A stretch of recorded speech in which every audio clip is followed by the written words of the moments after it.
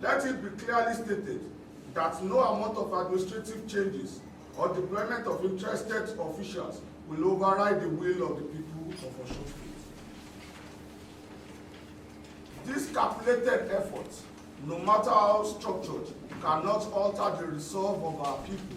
The people of Osun State are politically conscious, vigilant, and determined to ensure that their votes count and reflect their true choice. Let it be made absolutely clear that whoever is deployed to conduct elections in Osun State must do so in strict accordance with the Constitution and the electoral law. The election must be free, fair, and credible. Ẹ mú kébù yẹn, ẹ fa kébù yẹn sọ́dọ̀ yín.